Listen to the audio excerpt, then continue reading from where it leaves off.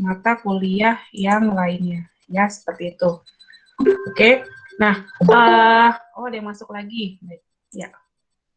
Nah, kita akan memulai mata kuliah Bahasa Indonesia ini tentunya kenapa sih Bahasa Indonesia harus dipelajari kembali di perguruan tinggi? Ada yang tahu kenapa? Karena mau aja gitu ya. Oh, bukan ya. Karena memang upaya pemerintah untuk terus membina bahasa Indonesia kepada generasi muda yang melalui melalui lembaga pendidikan, yaitu mulai dari SD, mulai dari TK, SD, SMP, SMA sampai perguruan tinggi. Namun apa sih yang membedakannya? Bahasa Indonesia tentunya sudah dipelajari juga dari tingkat SD, SMP dan SMA, dan perguruan tinggi juga dipelajari kembali. Tentunya apakah sama? Ya, intinya sama, tapi tingkatannya yang berbeda. Karena kalau kita ketahui kan kalau bahasa Indonesia itu ada 4 keterampilan atau kompetensinya di dalam berbahasa itu ada kemampuan untuk menyimak, kemampuan untuk berbicara, kemampuan untuk membaca, dan kemampuan untuk menulis. Nah, tentunya dari setiap jenjang pendidikan itu mempunyai orientasi yang berbeda-beda. Nah, di perguruan tinggi ini nanti kita akan coba melihat RTS atau rencana pelaksanaan perkuliahannya seperti apa. Nanti akan dipaparkan ya. Jadi bahasa Indonesia untuk tingkat perguruan tinggi tentunya dengan tingkatan penalaran yang lebih tinggi lagi. Yang mungkin waktu di SD kita hanya bicara level kata, SMP level kalimat, SMA level paragraf. Nah, untuk di perguruan tinggi udah dalam cakupan yang makro atau teks yang lebih besar lagi, yaitu kalau gambaran akhirnya, karena setiap mahasiswa kan nanti akhirnya akan menyusun skripsi ya, mungkin sudah pernah lihat kakak-kakak kelasnya yang sudah semester atas itu sibuk untuk menyusun tugas akhir yaitu skripsi. Nah, itu adalah gambaran bahwa teks akademik yang kita pelajari ya, yang kita akan pelajari di bahasa Indonesia yaitu itu termasuk dalam cakupan teks makro ya. Jadi tulisan di mana dalam tulisan itu kan berawal dari sebuah gagasan yang ada dalam pikiran kita. Jadi fokus kita adalah lebih kepada bagaimana sih pengungkapan suatu kalimat yang ada di dalam pikiran kita. Kadang apa yang kata-kata atau hal-hal ide-ide gagasan itu sudah banyak nih di kepala kita gitu ya, di pikiran kita sudah banyak, hanya saja sulit untuk diungkapkan. Ya kan, terkadang bukan hanya di pikiran saja, bahkan yang di perasaan pun kadang sulit untuk diutarakan dalam kata-kata. Sering terjadi ya, sulit gitu ya, apa yang kita rasakan, kita simpan dalam hati, terkadang sulit untuk kita ungkapkan. Nah, disinilah kita perlu di dalam acuan atau capaian yang kita akan pelajari adalah bagaimana kita menggali suatu gagasan yang berasal dari pikiran kita, tentunya dipengaruhi juga dari hasil bacaan mahasiswa gitu ya, apa yang dia baca, apa yang dia amati, apa yang dia rasakan, itu akan menjadi acuan kita nantinya untuk bisa melihat sejauh mana gagasan itu diungkapkan oleh mahasiswa melalui sistematika yang ada di cakupan teks akademik baik mikro maupun makro ya, seperti itu. Kadang mahasiswa ya, jadi kalau nanti kan di dalam metode itu kita langsung metodologi penelitian itu di semester 6 kita kan langsung menuangkan udah langsung ke tahapan masalah, kita menemukan masalah yang ada di lapangan, baik itu yang kita temukan di secara pengamatan langsung ataupun dalam buku yang kita baca, itu kan langsung kita tuangkan di dalam sistematika di sebutannya di penelitian ilmiah atau penelitian penelitian ilmiah maupun yang ada di proposal penelitian gitu ya, seperti itu. Udah langsung gitu ya, karena kita sudah melewati tahap semester-semester yang sudah distimulus oleh dosennya di setiap mata kuliah yang diampu. Bahkan bukan hanya di dosen mata kuliah Bahasa Indonesia saja, mungkin di mata kuliah yang lain, mahasiswa yang ada di kelas ini sudah diajarkan, sudah diperkenalkan, terutama dalam bentuk tugas yang diberikan, itu dalam bentuk makalah, kemudian ada yang membuat proposal dalam untuk kegiatan di luar, proposal kegiatan, gitu ya. Bahkan ada yang diminta untuk menulis artikel, kemudian diminta dipublikasi di media cetak atau di media online gitu ya. Ada juga yang dibentuk tim untuk melakukan penelitian bersama dengan dosen, kemudian disusun menjadi artikel jurnal gitu ya. Jadi udah pada tahap seperti itu. Namun yang kita coba untuk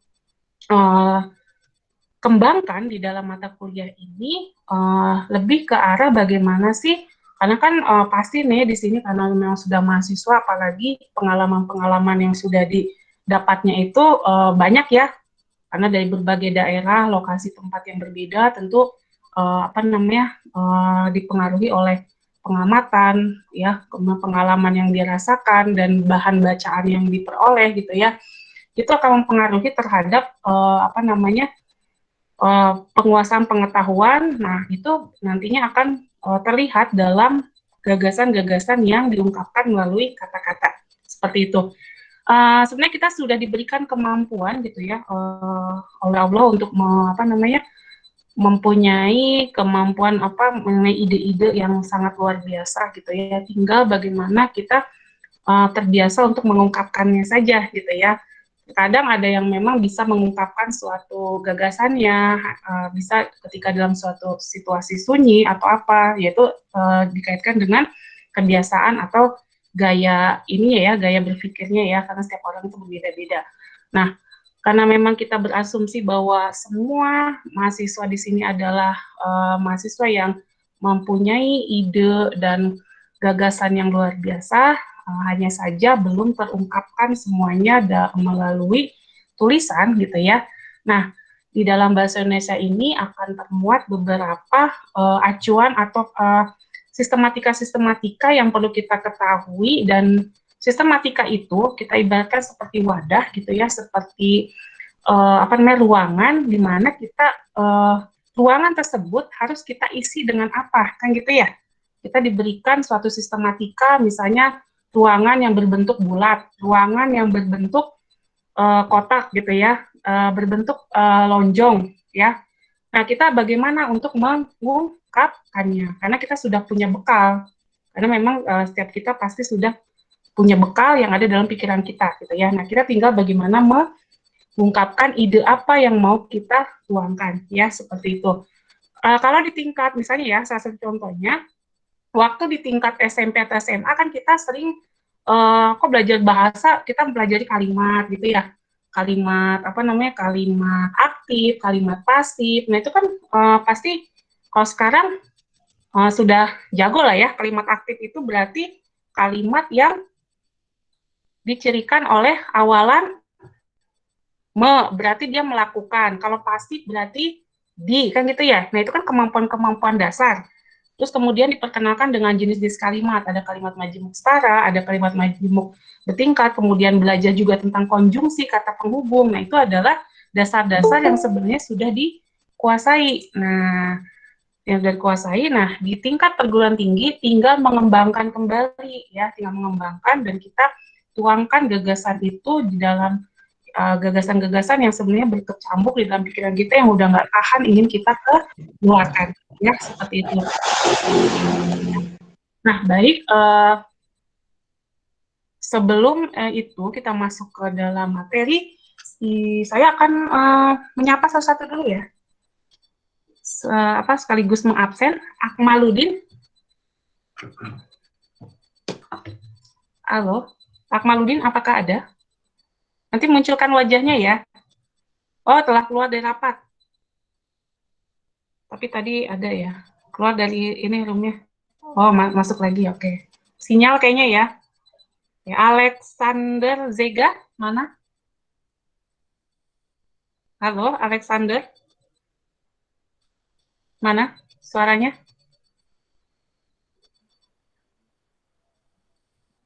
Setelah keluar, masuk lagi ntar. Ada ya, Alexander? Nah, oke. Alexander bergabung. Oke, sudah ya, Alexander ya. Dela? Oke, Waalaikumsalam. Tidak kedengeran, tapi ada ya. Oke. Dea? Hadir, Hadir Bu. ya. Dini? Mana Dini? Yang Hadir, mana? Bu. Oke, Dini. Elsa? Hadir, Bu. Yang mana? Oke, itu Elsa. Fania? Hadir, Bu. Oke, Fania. Yang pertama nih, Fania ya. Hanifah? Hanifah? Hadir? Hadir ada ya? Oke. Elna? Hadir, Ibu.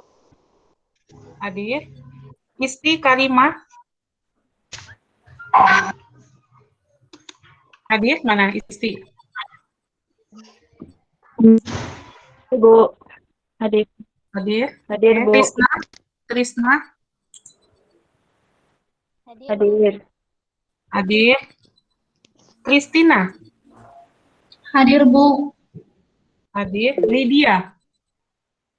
Hadir, Bu. Lisa? Hadir, Bu. Lukman? Hadir, Bu. Hadir. Maria? Hadir, Ibu. Maria hadir. Mariana?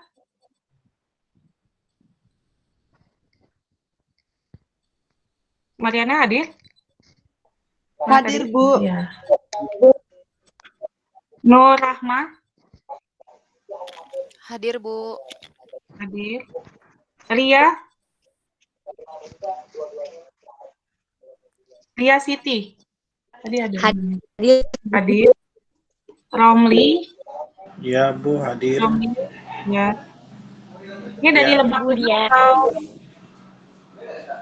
Ya, Bu. Mas Romli dari Lebak juga? Iya, dari Lebak. Saya dari Lebak. Oh, dari Bu. Lebak. Oke, Ya. ada namanya ada ya. Satu ini sama Asep ya? Ya, Mau- Pak Asep sama ini Hermansyah Panjaitan dari Lebak. Oh, siapa? Hermansyah.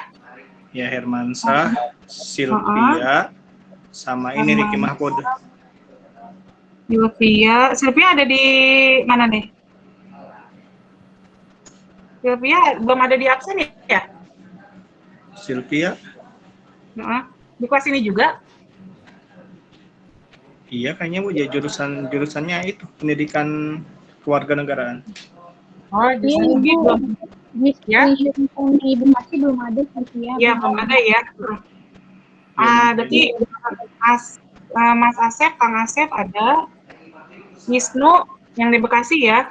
Wisnu. Nah, berarti yang konfirmasi nanti ke itu mah kalau Wisnu kan bukan dari Lebak ya, bukan kelompok Lebak ya. Berarti yang belum ada itu Kang Asep, Romli ada, Kang Romli juga belum. Kang Romli ada. Ada ini Bu, saya. Ada. Ini ada. Berarti ada 3 yang belum masuk ya. Yang 3 sih. Ya, kalau Ricky Ricky Mahfud. Ricky Mahfud. Ricky nggak ada. Belum Nggak ada ya? Oh, ada Ricky juga ya? Iya, Ricky Mahfud itu. Oh, dari berarti Lebak. nanti itu ya, berarti ada 1, 2, 3, 4 ya, ada 4 dari Lebak ya berarti ya? Yang belum Oh, masuk satu ya? lagi Bu. Siapa? Paujan. Oh, Iya. 3, 4, 5 berarti ya? Iya Bu. Kalau Kang Romi kan nggak ada nih. Nggak ada, berarti 5 ya? Ada? Berarti Iya. konfirmasi ya. Jadi nanti Iya. kalau sudah itu bisa di-list namanya, nanti ya siapa tahu sih sudah connect langsung ke learning-nya ya. Seperti itu. Oh, iya. Ya, karena isinya belum ada. Oke. Iya, Bu. Baik, alhamdulillah. Ya sudah tersapa semuanya. Kita langsung mulai saja ya, karena ini adalah terekam juga. Kita sudah siap ya, sudah tidak ada apa namanya, mungkin ada yang nyambi-nyambi, yang mudah-mudahan bisa ini juga ya, disimak ya. Oke. Oh ini ada ini. Oh ada 2 ini ya. Oke deh. Sip, saya akan ini ya nampilkan materi kita. Oh ini. Bentar.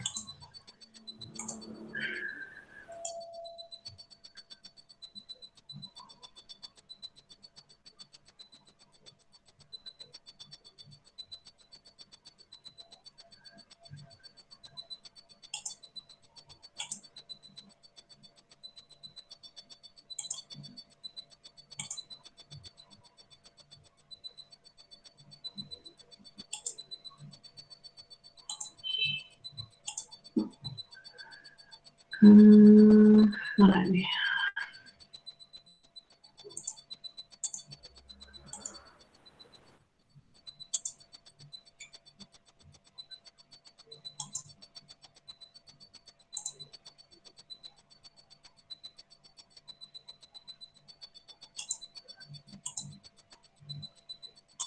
Ya, ini materi yang akan kita bahas selama 1 semester. Bisa terlihat ya. Ini ada 4, karena 2 SKS, berarti sebanyak 14 pertemuan. Untuk materi, ya, materi atau bahan ajarnya sudah ada di LMS-nya. Itu bisa dilihat. Nah, kalau yang belum bisa masuk nanti di pertemuan berikutnya, masuk ke forum diskusi, ya harus dibuka satu persatu di setiap kontennya. Nah, di sini ini lebih ke arah kepenulisan ya, lebih ke arah kepenulisan, di mana kepenulisan ini nantinya yang akan diarahkan untuk bagaimana sih untuk gagasan-gagasan kita untuk dituangkan di dalam di dalam sebuah jenis karya ilmiah maupun non ilmiah ya, seperti itu. Jadi materi kita lebih ke arah yang sudah kepada penalaran untuk kemampuan menulis ya, seperti itu. Baik, kita lanjut ya untuk pemaparan yang ada di pertemuan yang pertama ya. Oke, sudah terlihat ya di sini, menelusuri dan menganalisis model teks akademik. Nah, ini materi yang akan mungkin kalau dari bahasanya ini memang kalau di dalam panduan mata kuliah bahasa Indonesia, di sini kita mengenalnya yaitu konteks teks akademik ya. Jadi nanti kalau misalnya mau cari-cari ini menambah lagi pengetahuan, kemudian mencari sebuah referensi ya, menjadi referensi sebutan untuk di perguruan tinggi lebih menggunakan kata teks akademik ya. Nah, di sini teks akademik ya ini terbagi menjadi jenis ya, gender makro dan gender mikro. Di mana makro ini adalah memang namanya juga makro besar, jadi lebih ke arah gagasan-gagasan kita yang memang diungkapkan untuk skala yang lebih besar, lebih banyak, yang tentunya sudah diatur dalam sebuah sistematika yang harus kita ikuti, gitu ya, seperti itu. Yang di sini kalau dilihat dari rincian teorinya itu berupa buku, ya, buku bisa buku ilmiah atau misalnya gabungan antologi, gitu ya, seperti itu. Kemudian ada ulasan buku atau bisa juga disebutnya seperti resensi buku gitu ya. Kemudian ada proposal penelitian, laporan penelitiannya, kemudian laporan praktikum ya, dan artikel ilmiah. Nah, artikel ilmiah buku ini bisa menjadi yang nantinya juga menjadi produk hasil pembelajaran dalam kelas bahasa Indonesia yang diharapkan bisa sampai ke arah situ ya gitu. Nah, kemudian untuk gender mikronya, di sini adalah berupa jenis-jenis karangan yang mungkin sudah tidak asing lagi, karena sebelumnya juga kelas dari mahasiswa ini sudah melewati tahapan SMP, SMA ya, betul ya? Ada yang lompat? Enggak ya, nggak mungkin ya. Pasti ngelewatin masa-masa indah di SD, masa-masa indah di SMP, SMA, ya. sebelum masuk ke jenjang bangku kuliah seperti itu. Itu sudah kenal yang namanya jenis karangan, deskripsi, kemudian kalau laporan ini laporan misalnya ini ya kayak misalnya melakukan perjalanan gitu ya, kemana jalan-jalan gitu ya, studi tour. Nah itu biasanya membuat catatan-catatan yang nantinya dilaporkan. Jadi berupa gagasan-gagasan yang hasil pengamatan atau hasil studi di luar kelas. Nah itu biasanya kita akan melaporkannya, diungkapkannya dengan kata-kata. Kemudian prosedur eksplanasi ini juga lebih ke arah gagasan yang memang sudah diberi petunjuk dari sebuah pertanyaan-pertanyaan, misalnya studi tour atau kunjungan belajar ke suatu sumber belajar gitu ya. Misalnya kalau di Lebak itu ada Museum Multatuli gitu ya. Itu ada di Lebak kan ya? Kalau nggak salah ya. Nah, di situ misalnya dikasih supaya sambil belajar juga, terus diberikan untuk mengungkapkan gagasannya itu diberikan suatu petunjuk-petunjuk pertanyaan-pertanyaan gitu ya. Dan kemudian hasil diskusi itu membuat ringkasan, biasanya seperti itu ya. Nah, itu adalah termasuk wilayah gender mikro. Nah, untuk tugas nanti juga berkaitan dengan tugas mahasiswa, itu nanti akan sistematikanya juga akan diberikan petunjuknya di grup ya. Jadi kalau yang di LMS itu nanti di-download dulu saja, tapi terkait dengan tugas itu nanti akan diberikan petunjuk di grup kelas kita ya, seperti itu. Nah, sampai di sini sudah bisa ditangkap. Apa yang ditangkap? Ini ya, pemahaman apa yang saya sampaikan ya. Halo, ini masih menyimak kan ya? Masih ya? Oke, serius ya? Oh, ada yang sampai ngantuk-ngantuk. Iya, Bu. Masih ada yang ngantuk-ngantuk. Waktunya ini ya, jam siang ya, tetap semangat ya. Oke.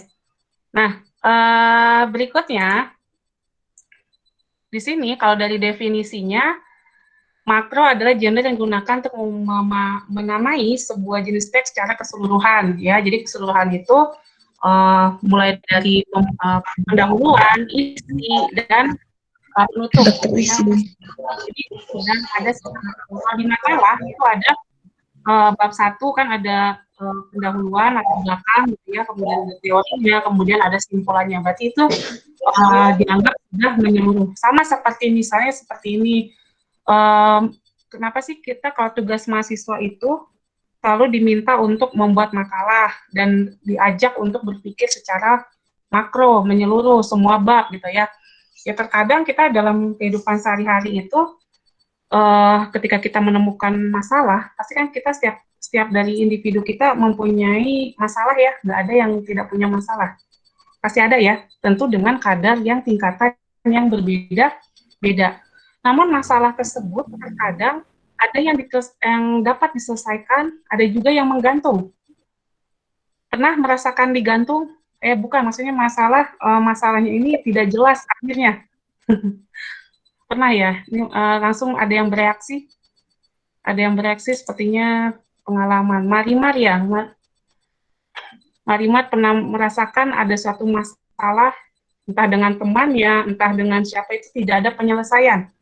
Jadi dibuat menggantung. Nah, itu berarti dia tidak menyelesaikan suatu permasalahan atau ide yang menjadi fokus pembahasan tidak diselesaikan sampai akhir, sampai tahap kesimpulan. Jadi hanya masalah, kemudian bab 2-nya belum ada, bab 3-nya proses penyelesaian juga belum ada, apalagi kesimpulan, kan gitu ya. Jadi dibuat menggantung. Jadi kalau ada yang membuat menggantung, berarti dia belum sampai tahapan bab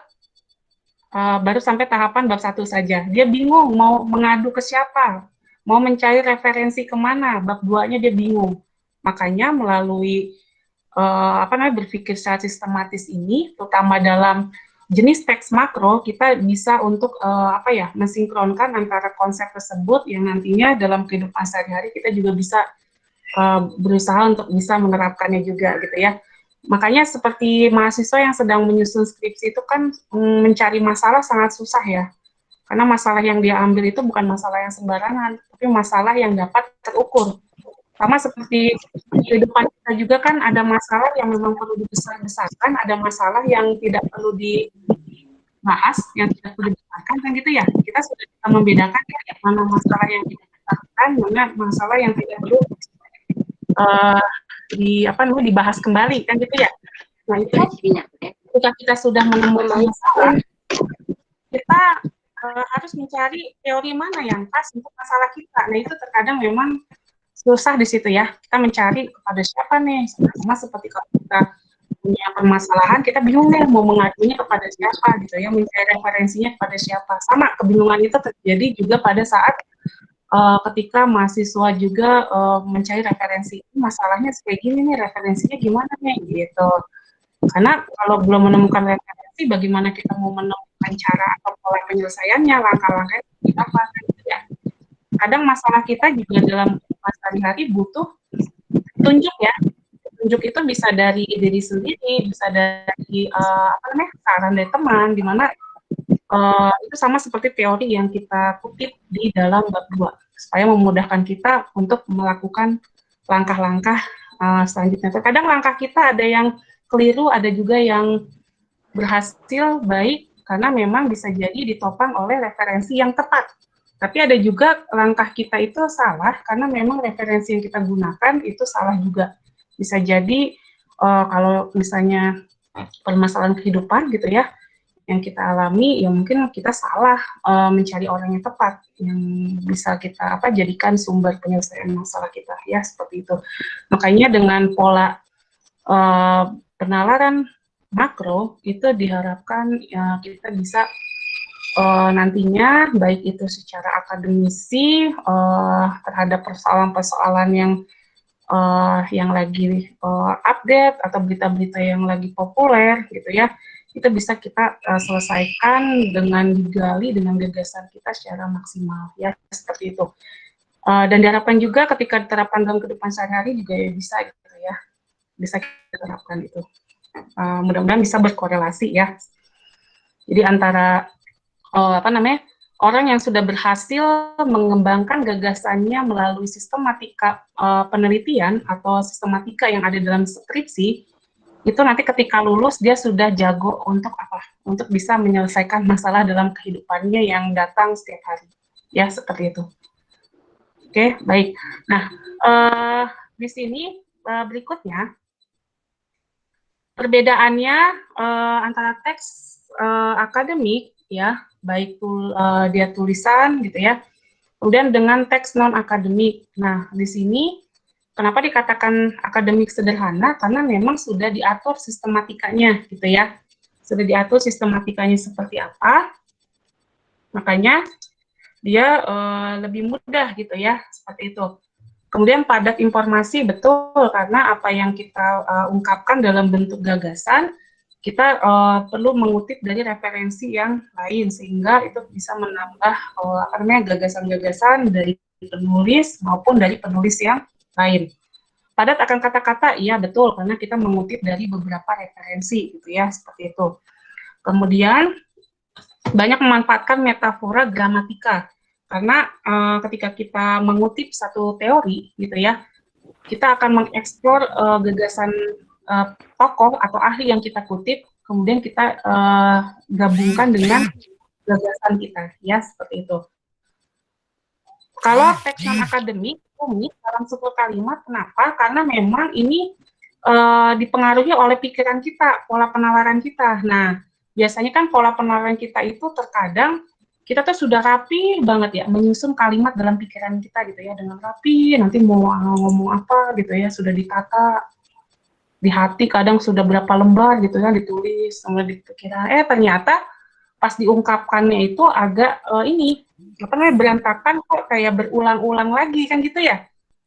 Nah, itu rumit. Nah, tapi di dalam bisa kita konsep jenis-jenis penalarannya itu ya, karena kita sudah melewati tahapan-tahapan tahapan pendidikan mata pelajaran bahasa Indonesia di tingkat sebelumnya, itu kita akumulasikan. Nah, nanti kita coba pelajari. Nah, kita akan berusaha mudah-mudahan bisa membantu untuk menata sistematika penalaran kita ya di dalam pikiran kita supaya gagasan kita itu bisa tertuang dengan rapih dan sistematis ya, sehingga menjadikan suatu tulisan yang koheren ya antara kalimat satu dengan kalimat yang lainnya dan paragraf satu dengan paragraf yang lainnya itu dapat terjadi satu kesatuan ya seperti itu.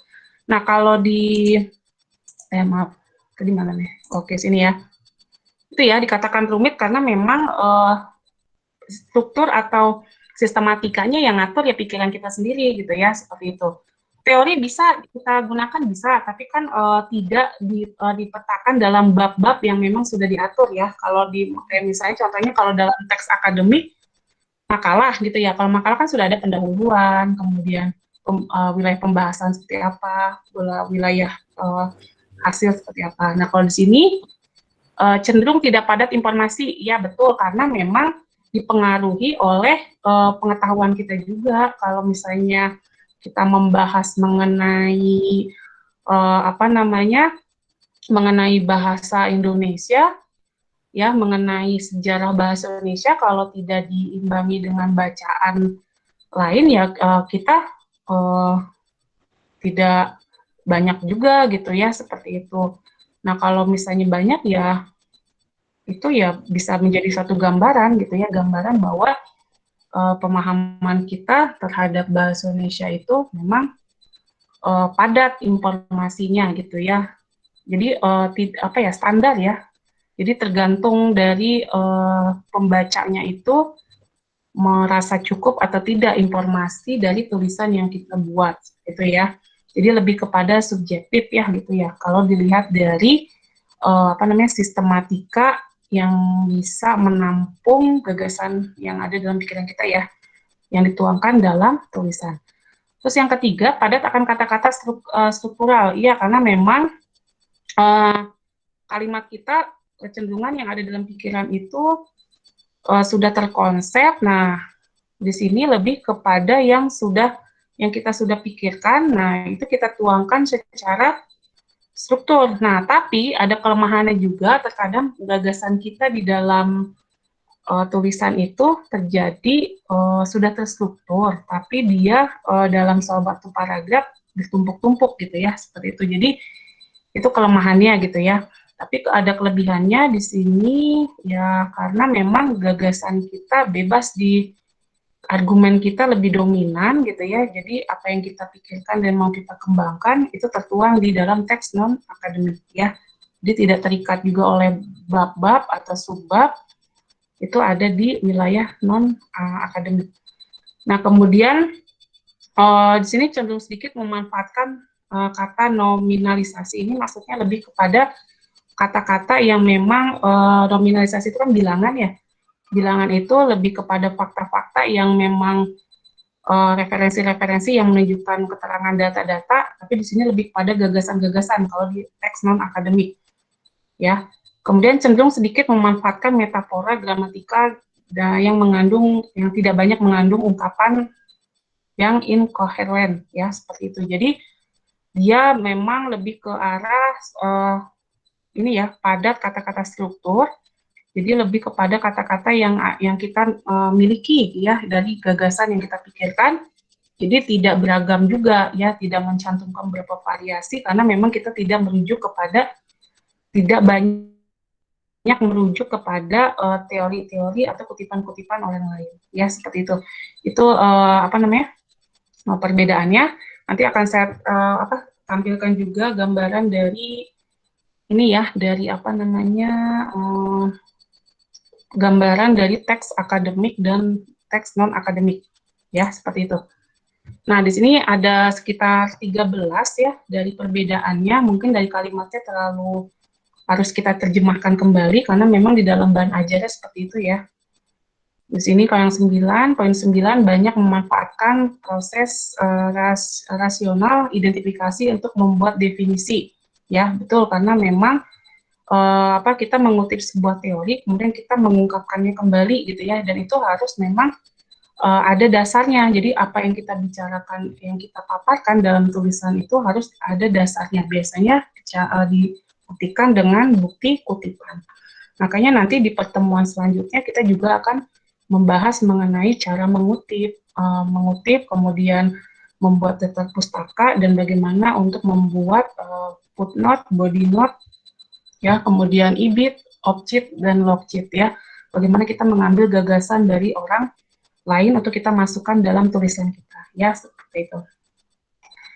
Ini gambarannya, perbedaannya. Nah, kita lihat itu ya, mengenai perbedaan antara teks akademik dengan teks non akademik, ya, seperti itu. Nah, di sini di prodi PPKN kan kita punya yang namanya itu jurnal, ya, jurnal PPKN. Oke, saya matikan dulu ininya. Jurnal PPKN, mungkin sesekali bisa dilihat, klik jurnal prodi PPKN. Ya, sudah muncul, ya. Nah, sudah muncul. Nah, di sini jurnal PPKN kita.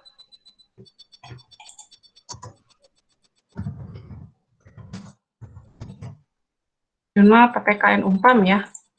Di sini ada beberapa tulisan-tulisan berita. Nah, berita itu kan masuk ke dalam teks non-akademik, itu yang ditulis oleh mahasiswa. Ada juga mungkin yang melihat ada beberapa di setiap hasil pembelajaran itu mahasiswa menulis sebuah artikel, kemudian dipublikasi di media-media, di media online, ya, media koran online. Nah, itu salah satu bentuk refleksi dari gagasan yang mahasiswa punya, kemudian diungkapkan dalam bentuk jenis teks akademik maupun non akademik, ataupun yang kalau kategori akademik itu berupa skripsi, gitu ya, dan jurnal. Nah, di sini ada yang mahasiswa yang menyusun skripsi itu wajib, ya, kalau nanti sudah semester akhir itu kan akan membuat skripsi. Nah, itu wajib skripsinya itu diubah, ya, diubah ke artikel jurnal. Dimana tadi kalau kita lihat teorinya, artikel jurnal itu masuk wilayah dari teks makro, ya, gender makro. Nah, ini jurnal kita bisa, kalau untuk mencari referensi sebagian, kalau memang ada yang pas bisa merujuk kepada jurnal PPKN kita, ya. Atau dari mata kuliah yang lain sudah diajak untuk atau diperkenalkan untuk diminta untuk membaca artikel jurnal, ya.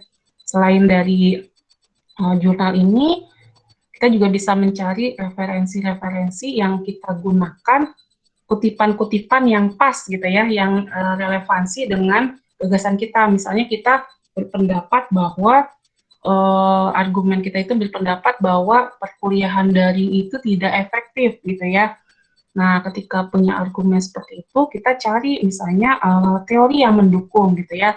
Teori yang mendukung itu, ya, kita cari di berbagai sumber, gitu ya, di berbagai sumber jurnal-jurnal, ya, jurnal-jurnal ilmiah, yang dimana jurnal ilmiah adalah masuk ke dalam wilayah gender makro, gitu ya, bisa dari jurnal PPKN jika ada, atau kita bisa bisa cari di klik Google Scholar, ya, atau Google Cendikia. Nah, di dalam LMS juga sudah ada di setiap mungkin di setiap mata kuliahnya itu ada link artikel. Nah, di situ sudah dimasukkan artikel-artikel yang relevan, gitu ya, yang bisa kita cari, yang bisa kita baca untuk dikaitkan dengan materi di setiap pertemuan, gitu ya, seperti itu. Kita kembali lagi ke jurnal PPKN saja, ya. Oke. Nah, di sini contohnya seperti ini. Saya mau cari, ya, jurnal. Kita cari coba. Oke. Nah, di sini ada berbagai tulisan. Misalnya punya siapa nih? Ini ya, punya Ibu Nurdiana ya, yang atas ya. Nah, di sini, nah ada beberapa jurnal yang memang itu hasil ini ya, hasil penulisan mahasiswa dan dosen. Nanti di semester yang sudah tinggi itu juga akan ada diminta untuk melakukan penulisan bareng dengan dosen karena terkait dengan penulisan jenis teks makro gitu ya. Kalau mikro itu juga, tapi kalau mikro itu kecenderungan kan lebih kepada publikasinya lebih kepada koran gitu ya atau online. Nah, itu biasa kecenderungan dilakukan oleh individu. Nah, di sini bisa download PDF-nya. Ini saya tampilkan seperti apa sih gitu ya. Artikel ilmiah atau artikel ini ya. Artikel jurnal. Oke.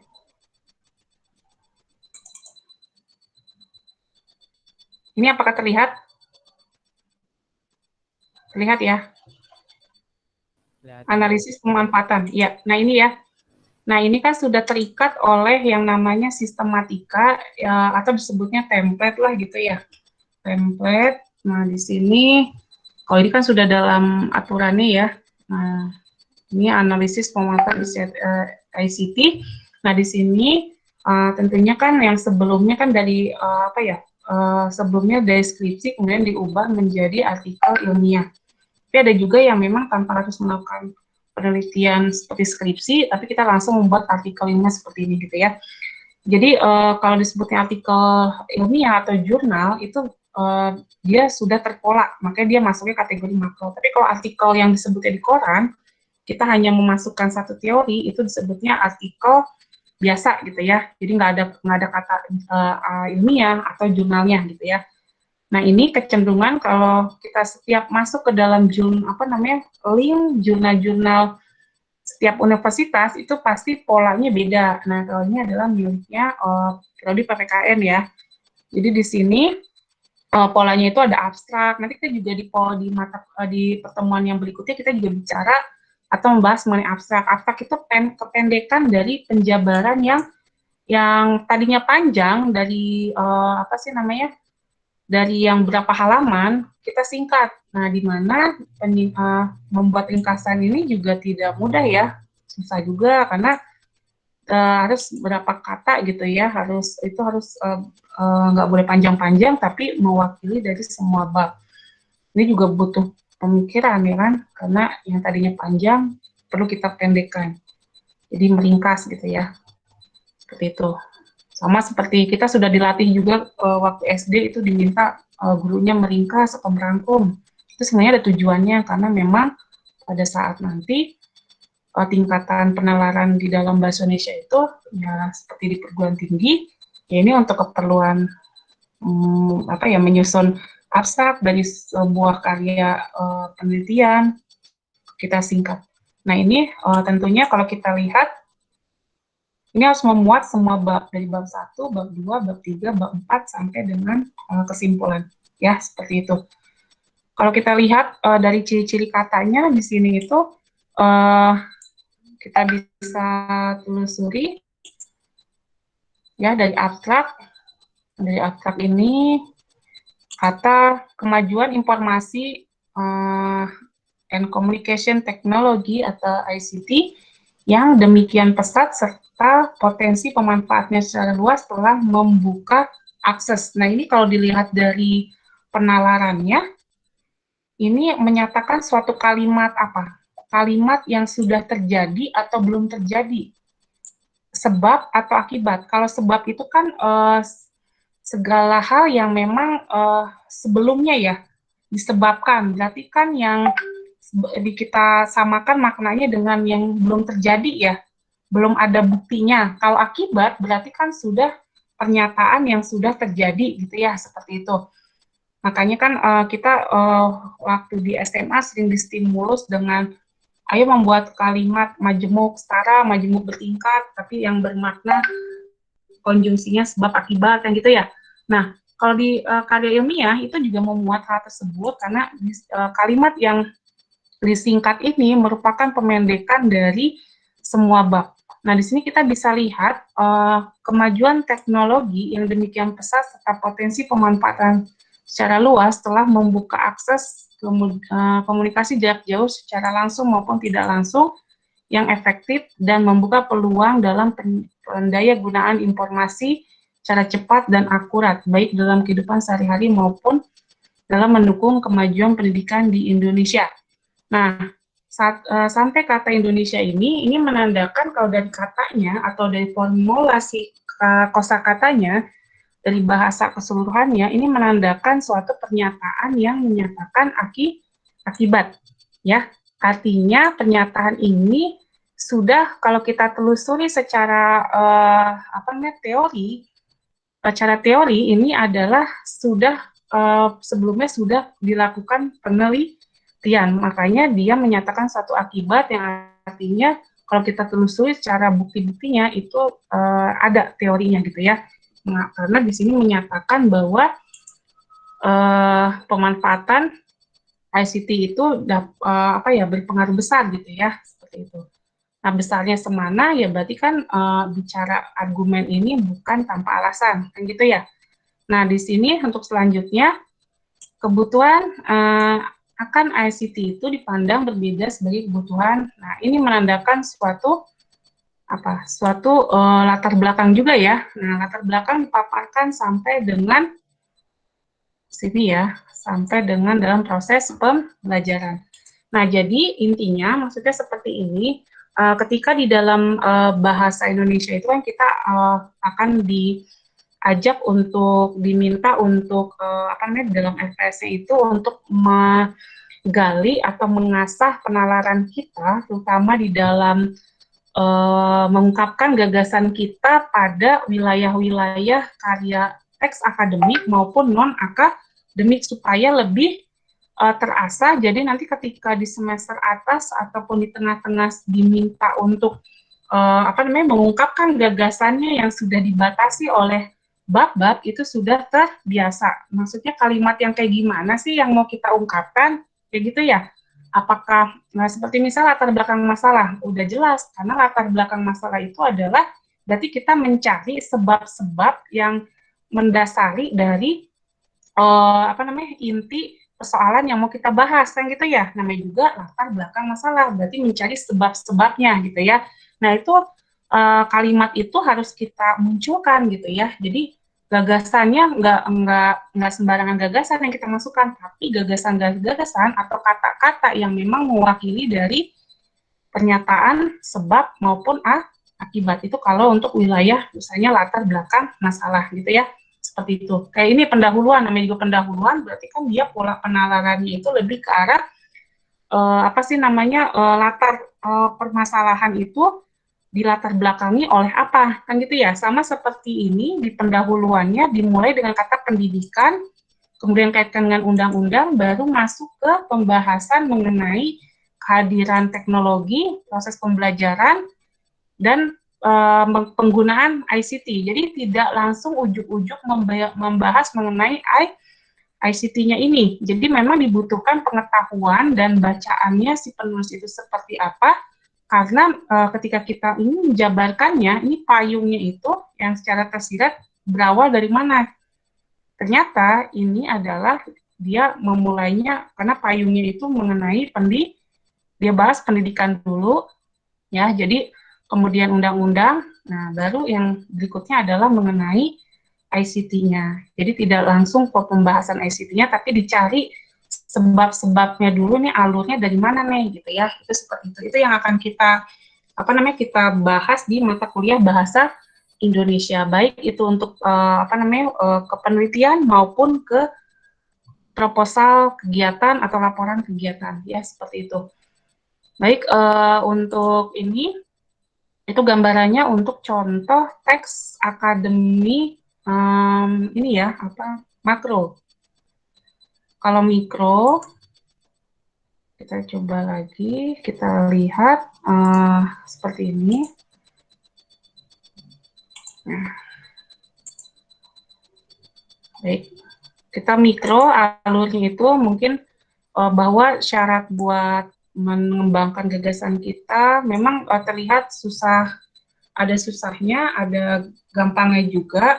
Gampangnya kenapa? Karena kita menguapkan gagasan kita itu sesuai dengan apa yang kita pikirkan saja gitu ya. Kita ungkapkan argumen kita mengenai mengenai keefektifan pembelajaran daring, atau misalnya merespon mengenai yang sekarang sedang berdasarkan berita itu sedang dibahas mengenai vaksin, penggunaan efektivitas terhadap vaksin gitu ya, itu seperti apa. Nah, kita bisa melakukan gagasan kita, sebelumnya nanti kita bisa mengambil kutipan dari dari jurnal atau apa, itu bisa kita ambil 1 atau 2 gitu ya. Kemudian kita lebih dominan lebih kepada gagasan kita, itu adalah salah satu ciri dari teks non akademik.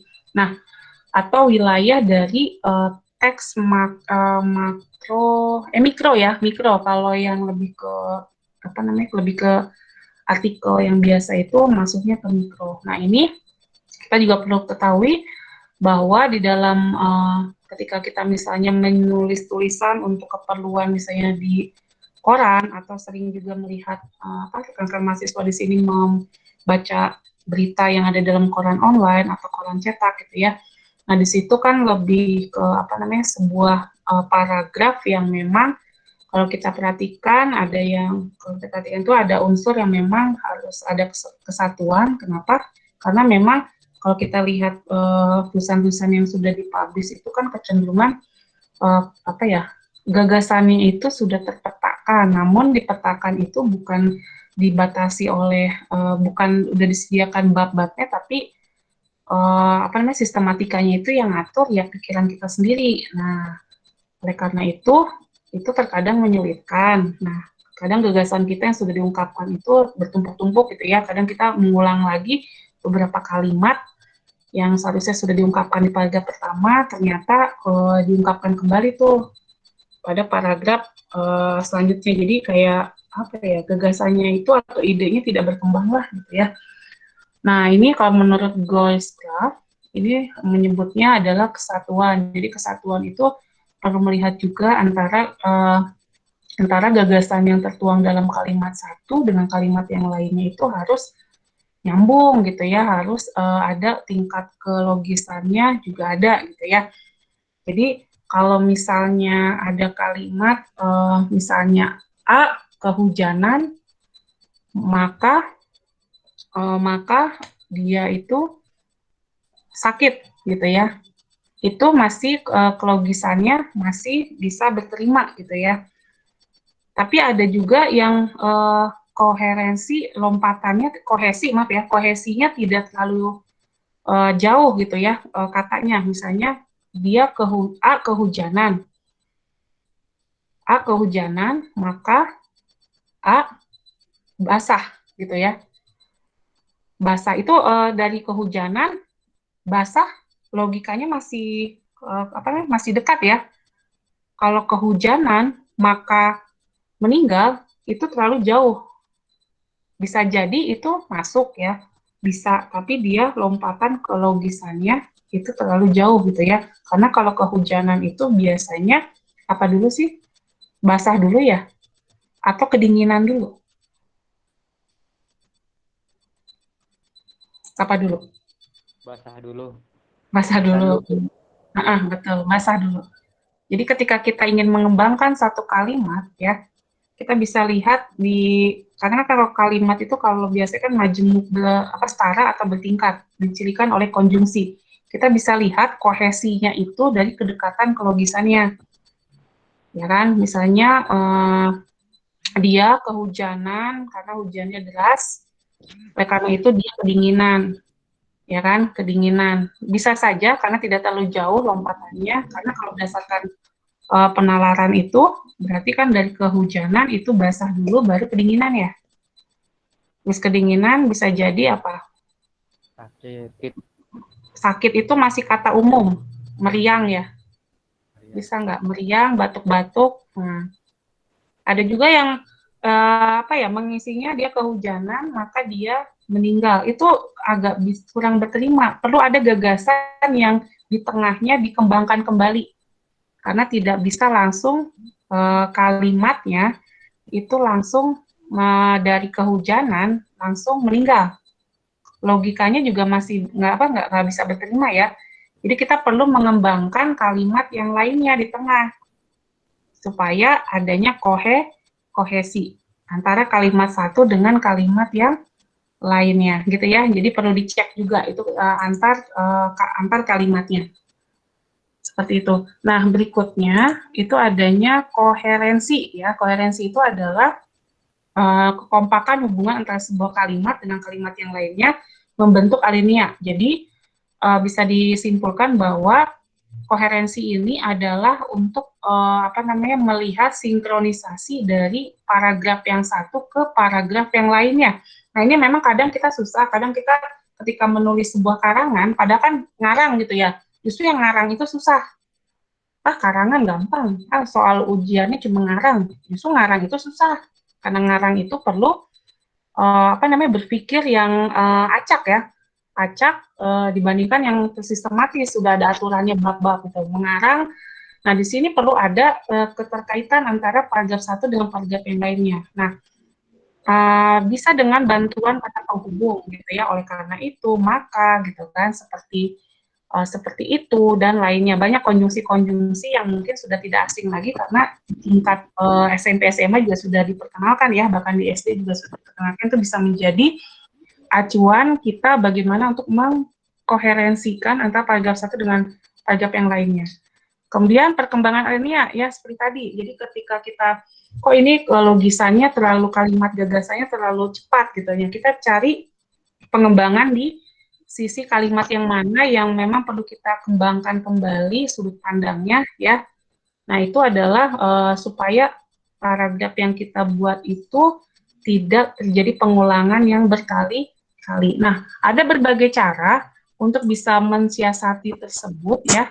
Mensiasati tersebut, jadi kayak kalau di tingkat SD, kita juga sudah diperkenalkan mengenai istilah deskripsi, membuat karangan deskripsi gitu ya, karangan deskripsi, kemudian eksposisi, kemudian apalagi persuasi ya, argumentasi dan narasi.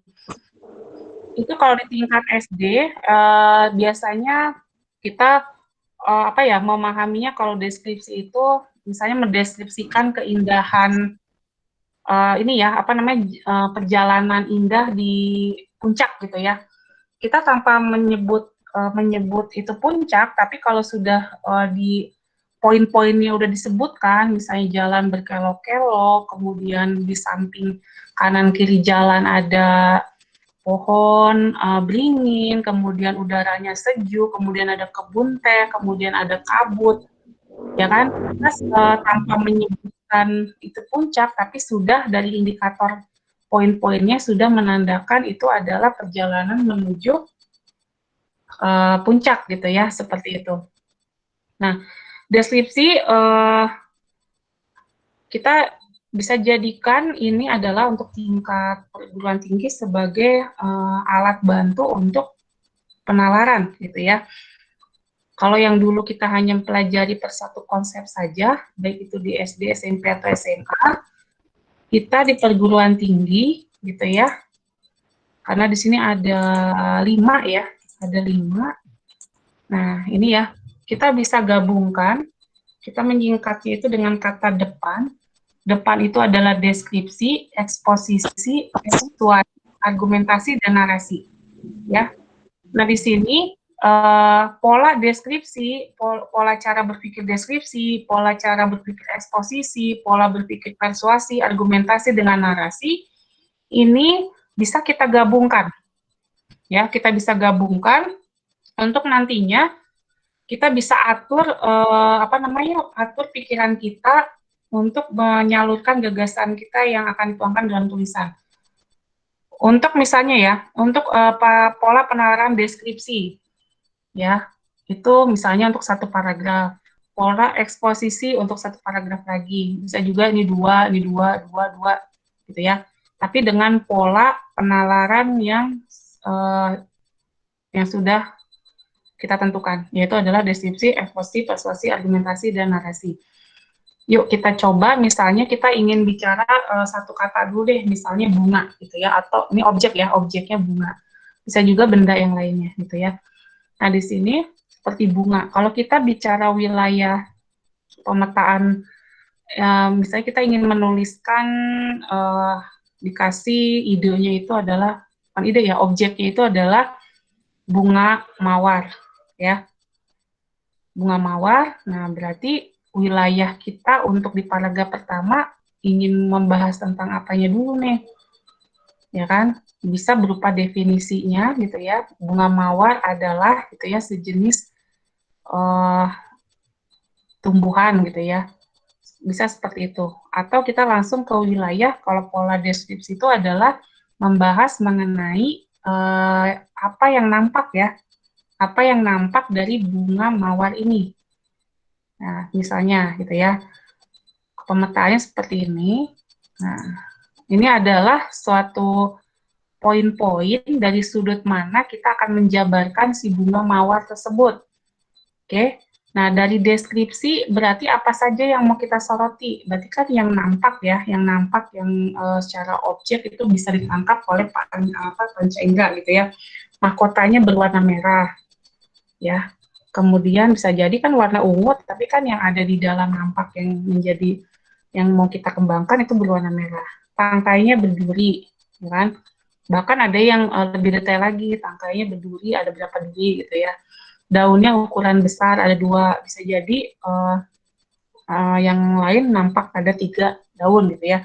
Tapi ini adalah yang nyata yang kita lihat. Daunnya masih pucuk, daunnya yang masih pucuk ada 2 gitu ya.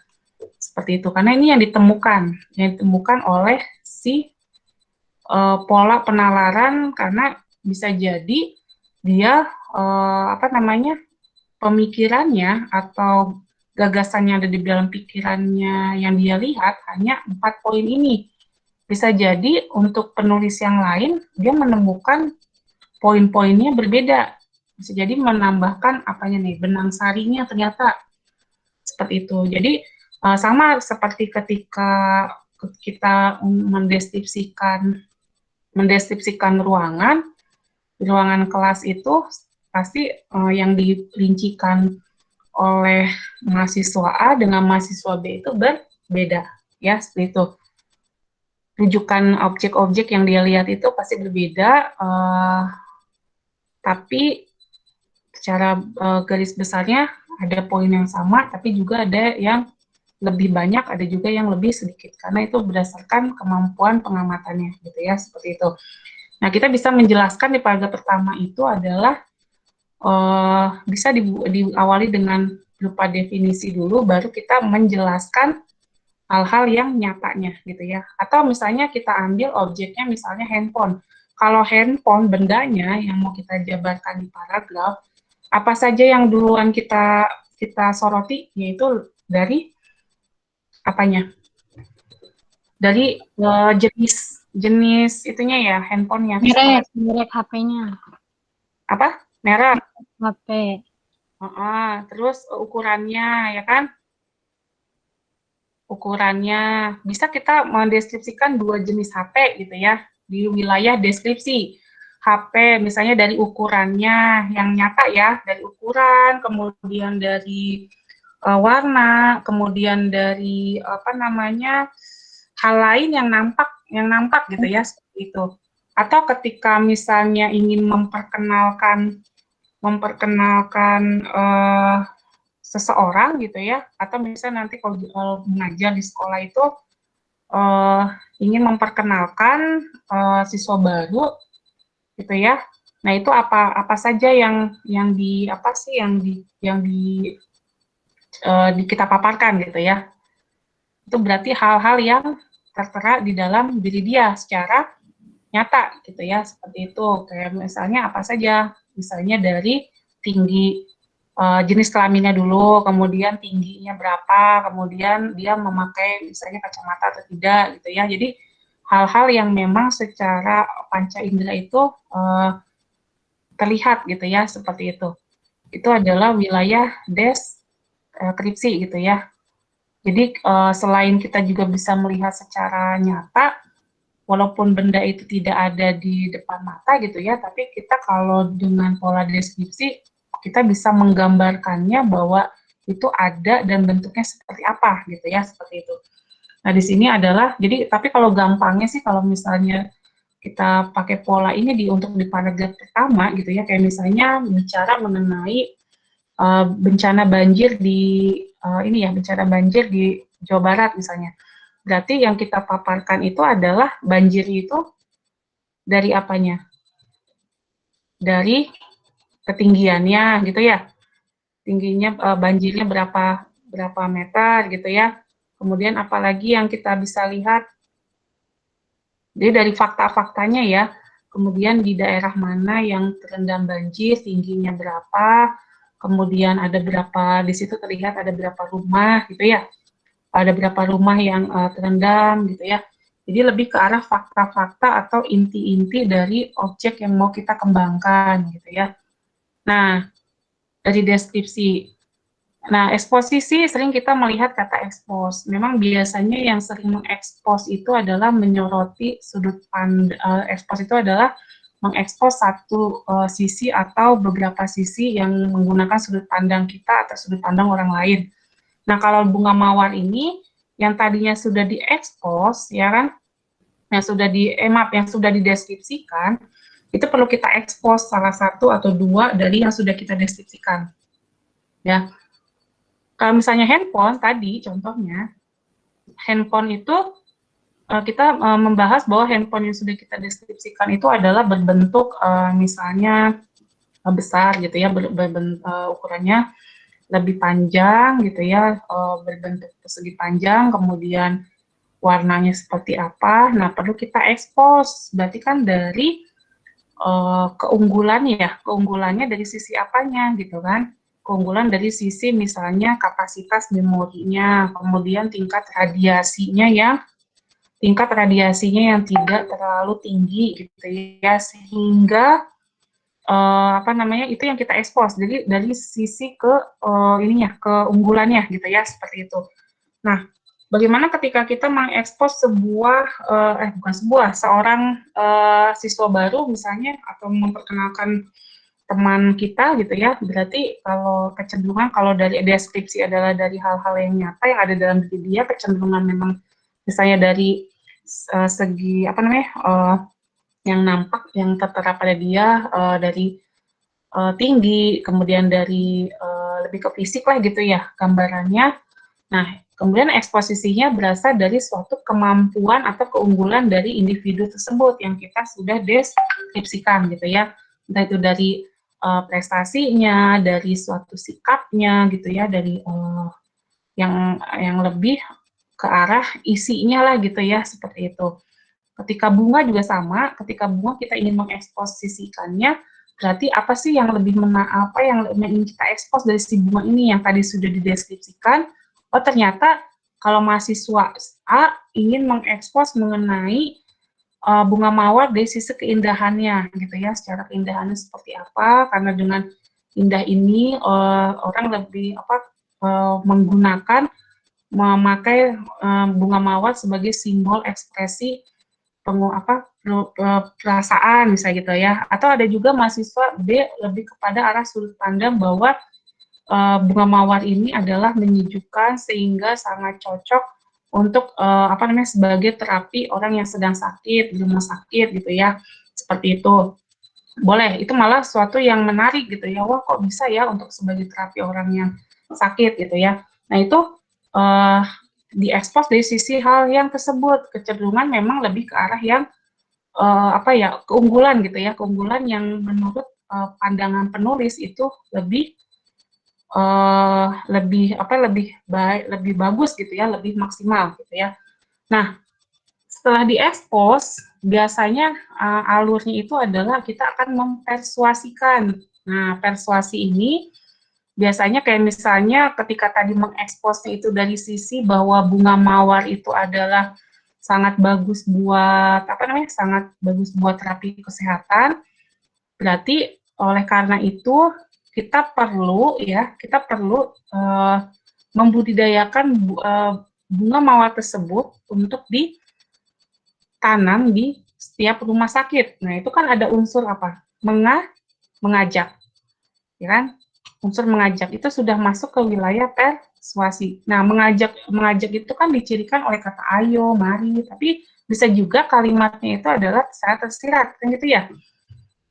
Kalau misalnya tadi yang dicontohkan misalnya handphone itu adalah kayak tadi misalnya dia kapasitas memorinya sangat tinggi, bisa menampung berbagai macam foto dan video yang banyak, dan radiasinya sangat bagus, tidak terlalu tinggi, sehingga handphone tersebut sangat bagus digunakan untuk mahasiswa. Ya, sangat bagus untuk mahasiswa karena memang mahasiswa lebih banyak menyimpan file-file berupa Word, PDF, atau berupa foto. Oleh karena itu, bla bla bla segala macam yang memang lebih memfokuskan kepada makna tersirat bahwa handphone dengan merek A itu harus digunakan gitu ya, karena menurut sudut pandang yang sudah dieksposisikan ini bagus gitu ya, karena memorinya sangat tinggi, itu lebih baik mahasiswa menggunakan jenis handphone A tersebut gitu ya, seperti itu. Itu berarti kita bisa paparkan untuk di paragraf 3 misalnya gitu ya, tapi dengan pola penalaran yang berbeda.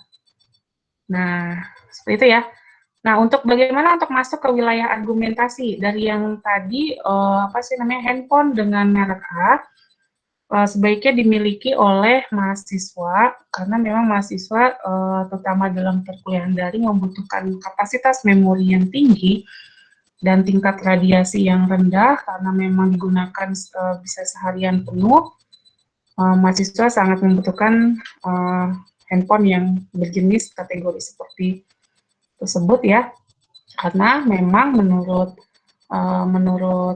misalnya kita mengambil kutipan dari hasil penelitian Tech Today Journal atau dari argumen orang lain gitu ya, baik itu di jurnal atau mungkin dari buku gitu ya, bahwa memang pemilihan handphone itu perlu diperhatikan karena untuk menunjang proses pembelajaran daring selama pandemik ini gitu ya.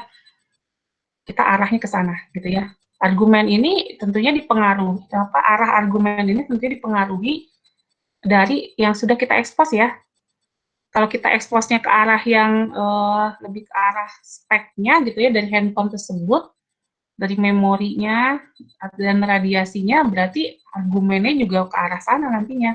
Kita cari bukti referensi yang memperkuat bahwa mahasiswa harus memilih jenis kategori handphonenya yang seperti memorinya tinggi gitu, yang bisa menampung banyak, karena memang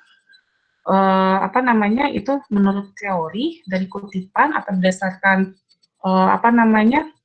sampel-sampel yang ditemukan di artikel jurnal itu mengatakan seperti itu gitu ya, apalagi di era pandemi ini seperti itu ya. Itu alurnya. Jadi kita menggambarkan dari setiap paragraf itu adanya koherensi yang saling berkaitan namun dengan isi penalaran yang berbeda. Kemudian di akhir itu narasi. Nah, narasi ini kita bisa mengaitkan cerita ya, pengalaman setelah, kalau memang tadi adalah yang diekspos itu adalah lebih kepada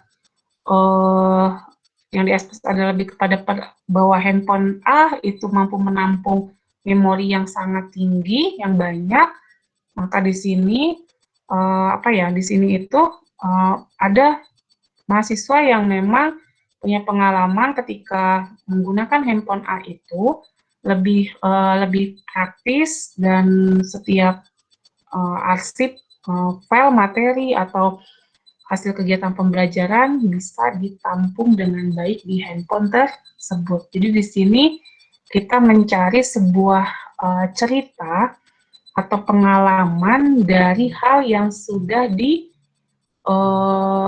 persuasikan ya, yang sudah diekspos maupun dipersuasikan. Nah, ini kita bisa cari cerita orang lain ataupun cerita dari pengalaman kita sendiri, gitu ya, seperti itu.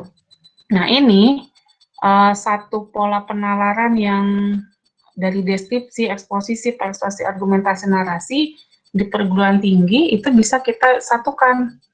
Kalau di tingkat SMP, SMA mungkin secara satu-satu ya diperkenalkannya satu jenis. Nah, di sini kita coba gunakan pola deskripsi dengan pola eksposisi dan seterusnya. Ini menjadi petunjuk pola penalaran di dalam pikiran kita yang nantinya dapat memandu gagasan kita untuk dituangkan dalam sebuah tulisan. Nah, mungkin seperti misalnya pola, kalau misalnya ini ya, apa sih namanya, kalau pemilihan presiden itu, apa sebutannya ya? Pemilu, ya kan? Masing-masing calon, paslon gitu kan mendeskripsikan ya, mendeskripsikan dirinya siapa kan gitu ya, kemudian mengekspos visi misinya, keunggulannya apa, ya kan, janji-janjinya apa kan gitu ya. Setelah mendeskripsikan, kemudian diekspos apa keunggulannya, visi misinya. Kalau kita perhatikan di kayak di apa yang debat itu ya, debat calon baik itu presiden atau calon wakil lainnya gitu ya, mungkin pernah melihat juga. Kalau kita telusuri alurnya itu ya seperti ini gitu ya. Nah, di sini nih deskripsi, dia mendeskripsikan apa namanya, diri dia, ya kan, visi misinya, kemudian sini keunggulan dari nanti program kerja yang seperti apa. Nah, di sini biasanya dia mengajak, nah bentuknya itu bisa apa sih namanya, dari hasil yang sudah diekspos kan diharapkan kita mampu terajak gitu ya, atau biasanya belusukan ke mana, ke daerah tertentu gitu ya. Nah, kemudian baru di sini adalah peninjauan secara argumen seperti apa, setelah dia terjun gitu ya ke lokasi. Nah, biasanya nanti dikasih apa polanya itu, pertanyaan ya oleh itunya, moderatornya. Terus argumennya seperti apa berdasarkan hal yang dia temukan di lapangan, kemudian dikaitkan dengan visi misinya seperti apa gitu ya. Kemudian nanti diceritakan, itu juga alurnya secara tidak langsung menggunakan pola depan ini, deskripsi, eksposisi, persuasi, argumentasi, narasi. Ya, gitu. Atau contoh lain misalnya, mungkin dari kita, saya juga sering ketemu sama, kalau misalnya kemana gitu ya, sales ya. Sales itu kan biasanya kalau kita ketemu sales menawarkan suatu produk ya, atau benda apalah gitu, dia biasanya kan akan menceritakan, mendeskripsikan dulu ya, mendeskripsikan dulu barangnya, kemudian nanti dia akan ekspos ya, akan ekspos keunggulannya apa sih, untuk apa, ini dibandingkan benda yang lain atau produk yang lain itu keunggulannya apa saja gitu kan. Nah, itu kan secara tidak langsung sudah mau masuk ke arah mempengaruhi atau mengajak, ayolah Mbak, Mas, apa namanya, sekarang karena kedepannya sudah tidak ada diskon, atau mungkin kedepannya ini produknya sudah berganti. Nah, itu kan sudah masuk ke wilayah persuasi. Karena di sini besok sudah tidak ada lagi diskonnya, karena juga kalau berdasarkan nanti dia akan memunculkan suatu argumentasi juga, ya, entah itu dikaitkan dengan teori atau apa yang sehingga kita mampu untuk misalnya tergiur ya, atau merasa tertarik lah terhadap benda yang sudah dideskripsikannya di sebelumnya gitu ya. Kemudian di terakhir pasti dia juga akan menceritakan ini dari konsumer-konsumer yang sudah membeli kan gitu ya, dia akan ceritakan ya pengalaman-pengalaman orang lain yang sudah membelinya atau merasakannya. Biasanya akan seperti itu. Nah, kita bisa menggunakan pola-pola penalaran yang secara tidak langsung sudah diterapkan juga gitu ya, itu untuk stimulus penalaran kita di dalam mengungkapkan suatu gagasan untuk tulisan kita gitu ya, seperti itu. Memang lebih enaknya langsung kalau misalnya itu nanti pada saat kita apa sih namanya untuk di tugas ya, Untuk tugas nanti memang ada yang mengarah untuk ke tulisan yang gender makro, ada juga yang gender mikro ya. Jadi untuk nanti tugas individunya itu kalau yang di LMS kan udah tertera tugas setiap pertemuan ya, itu tidak perlu dikerjakan dulu, di-download saja karena kan sudah, kalau tidak salah kalau untuk bahasa Indonesia sudah di sistemnya itu sudah terrestrik. Jadi di itu aja, di apa namanya, di-download saja supaya bisa membuka nantinya pada forum diskusi dan yang lainnya, tapi tidak perlu dikerjakan terlebih dahulu karena nanti terkait dengan tugasnya itu nanti akan diberikan apa namanya, arahan dan petunjuknya di grup ya, seperti itu. Karena nantinya kita mau membuat suatu produk yang mengarah kepada apa namanya, gender teks makro dengan gender teks mikro yang nantinya diharapkan dari gender mikronya ada yang dipublikasi di media ini ya, apa namanya, koran ya, baik beramnasi nasional gitu ya, seperti itu. Nanti akan diinfokan deh setiap sebelum UTS ya mengenai tugasnya. Untuk tugas individu ya, seperti itu. Bisa ya. Jadi apa sih namanya, nggak usah dikerjakan dulu, yang di-download aja, diarsip aja gitu ya. Tapi tugasnya nggak usah dikerjakan. Tapi kalau forum diskusi ya tentunya untuk di pertemuan berikutnya harus muncul ya, karena kehadirannya nanti akan diambil dari munculnya mahasiswa di forum diskusi ya, seperti itu. Sampai di sini apa ya? Sampai di sini adalah untuk tadi mengenai gambaran, mudah-mudahan bisa diterima dengan apa namanya, jelas.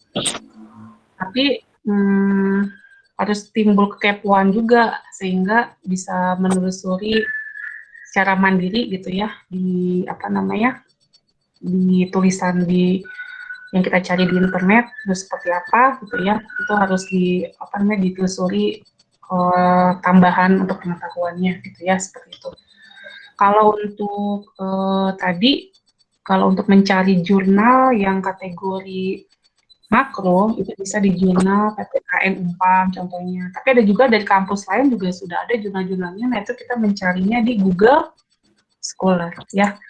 Tadi saya belum sempat menampilkan, bisa seperti ini, apa sih namanya, kalau di Google Scholar itu bahkan nanti juga mungkin dari dosen dari mata kuliah yang lain meminta untuk mencari artikel dari Google Scholar. Kita bisa cek Google, tulisnya Google Scholar ya, di sini ada. Oke. Nah di sini banyak apa namanya, artikel-artikel ya yang direkomendasikan sesuai dengan apa yang mau kita cari gitu ya. Misalnya mengenai pembelajaran PPKN gitu ya. Kita diminta untuk mencari, misalnya nanti kan kalau dari semester 3 gitu ya, semester 3 itu ada masuk ke mata kuliah seperti pembelajaran, saya penerapan metode mind mapping ya, mind mapping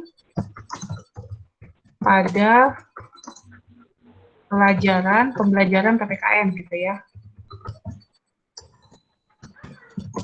Nah, di Google Scholar ini kecenderungan nanti akan diarahkan ke arah apa namanya, ke arah jurnal ya. Nah, di sini tentunya tidak secara langsung berarti kan bisa terlihat bahwa penerapan metode mind mapping ya untuk PPKN sini belum ada. Ini baru diterapkan pada matematika. Berarti kita punya kesempatan untuk apa? Untuk menelusuri atau meneliti, menemukan gagasan baru bagaimana sih kalau penerapannya di dalam PPKN untuk materi apa. Nah, biasanya nanti diminta, nah ini bisa menjadi ide nih kalau buat mencari masalah. Oh, masalahnya ketika menelusuri sumber referensi belum diterapkan banyak di PPKN, banyaknya di matematika. Ini bisa menjadi suatu apa namanya, bahan untuk menelusuri di bidang PPKN-nya, seperti itu. Ya, untuk terkait dengan kutipan ya, kutipan yang bisa kita pilih, yang bisa kita gunakan untuk menambah gagasan dalam paragraf kita. Itu bisa mencarinya lewat Google Scholar atau website-website yang memang dapat yang sesuai, yang relevan, dapat membantu mengembangkan gagasan kita ya untuk terkait dengan penulisan ilmiah ya, seperti itu. Nah, sebelumnya di kelas 002 PPKP 003 ini ada yang sudah pernah menulis kemudian dipublish di koran online? Belum? Belum, Ibu. Belum. Nanti kita buat, pokoknya harus ada perwakilan kelas yang publish ya. Nanti akan diambil, boleh kalau yang Kompas Mania ya, boleh di situ, atau misalnya kalau yang teman-teman dari Lebak nih, punya channel ke koran Lebak gitu ya, itu boleh. Nanti itu menjadi prestasi juga bagi prodi, karena salah satu komponen yang bisa membantu kita ketika akreditasi itu salah satunya adalah publikasi karya mahasiswa gitu ya di media online gitu ya, di koran online. Nanti juga ada nanti untuk mata kuliah bahasa Indonesia harus ada yang terpublish, entah itu yang dipublish oleh saya atau oleh individu, tapi yang penting terlapor, supaya nanti saya laporkan juga produk hasil pembelajaran bahasa Indonesia ini kepada wakil bidang kemahasiswaan ya, supaya itunya menjadi report juga untuk laporan untuk akreditasi kita ya. Jadi nanti untuk nanti pokoknya ada petunjuknya nanti untuk terkait dengan tugas ya, seperti itu, supaya tugas yang dihasilkan mahasiswa itu nanti sudah bukan hanya tumpukan file-file saja, tapi berupa karya yang memang bisa dibaca oleh orang banyak atau mahasiswa dari kampus lain ya, seperti itu. Itu ya, oke. Nah, ada pertanyaan dari materi kita mengenai hari ini, yaitu adalah pengenalan mengenai jenis-jenis teks akademik gitu ya, yang mengarah kepada teks makro dan mikro, yaitu nanti mengarahnya kepada suatu gagasan kita yang akan tertuang dalam teks akademik maupun non akademik gitu ya, akan seperti apa gitu ya. Tentunya kan di pikirannya sudah banyak ya ide-ide gagasan gitu ya, banyak sekali. Terkadang kita lebih mudahnya berkomentar lewat lisan ya, lebih mudah gitu ya, kayak misalnya kayak komentarin orang tuh itu juga salah satu potensi bahwa kita mampu berkomentar di banyak hal juga gitu ya, tapi ya tentunya harus yang berlandaskan landasannya apa ketika kita berargumen gitu ya, seperti itu. Itulah yang membedakan kita nanti dengan mahasiswa orang lain yang belum menduduki bangku perkuliahan ya, seperti itu. Oke. Sampai di sini ada yang ingin disampaikan? Masih ada di ruang ini ya semuanya ya. Oke, saya misalnya ada, Bu. Ya. Ada, siap. Izin bertanya, Siapa? Bu. Hermansyah ya? Ya, Mas izin Hermansyah, bertanya, Bu. mana? Ya, silakan. Tadi di waktu penjelasan di awal itu konteksnya itu ada di saya genre mikro dan makro. Itu genre itu pengertian dari kata genre itu belum lalu memahami untuk itu. Oke.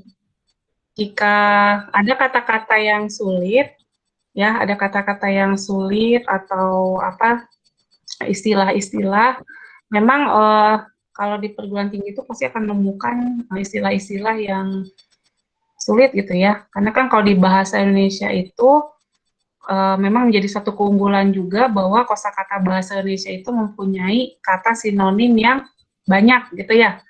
Itulah yang menjadi kebanggaan bagi bahasa Indonesia. Di Indonesia banyak sekali karena memang bisa dikatakan orang Indonesia itu memproduksi kata-katanya itu dari otak kanan dan otak kiri, ya, sehingga banyak sinonim-sinonimnya gitu ya, seperti itu. Nah, perlu diketahui juga karena ketika kita bingung terhadap satu kata gitu ya,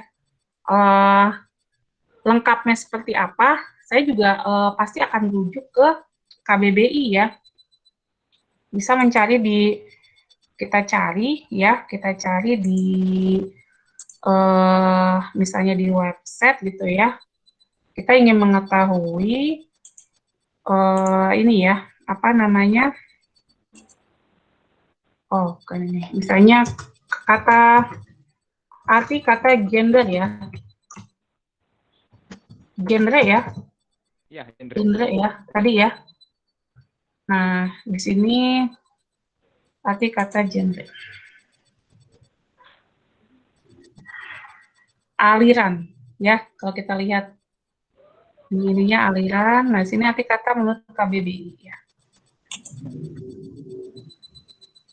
Kelompok ya. Genre, jenis, tipe, atau kelompok sastra atas dasar bentuknya ragam. Ragam berarti jenis ya. Kita berarti di sini ininya yang lebih sesuai adalah jenis atau tipe atau kelompok ya. Ini berarti ya. Genre artinya jenis, tipe atau kelompok ya, seperti itu. Jadi ketika kita sulit untuk karena kan memang istilah, karena memang bahasa Indonesia itu banyak istilahnya, karena kan memang banyak serapan juga. Kalau dari kosakata bahasa Indonesia itu banyak menyerap dari Inggris ya, dari Inggris dan Arab ya, seperti itu. Kalau kita telusuri mengenai sejarah bahasa Indonesia ya, seperti itu dulu seperti apa gitu ya. Dan memang di bahasa Indonesia itu banyak kosakata yang bersinonim karena memang adanya suatu perbedaan dari memaknai lah gitu ya, karena bahkan ada antar daerah pun kata yangnya sama tapi maknanya itu berbeda ya, seperti itu. Banyak ya ditemukan ya kata-kata yang misalnya sama tapi maknanya di setiap daerah itu berbeda gitu ya, karena memang ya dipengaruhi oleh letak geografis yang jauh berbeda gitu ya, kemudian dari panca indera yang ketika melihat gitu ya, ketika mendengar itu juga berbeda. Seperti misalnya kalau kata apa ya, sampean. Kalau sampean itu kan kalau di daerah Sunda itu sampean itu kaki ya, kaki gitu ya. Tapi kalau mungkin kalau di bahasa Jawa itu apa? Kamu ya. Contohnya Ibu. gedang.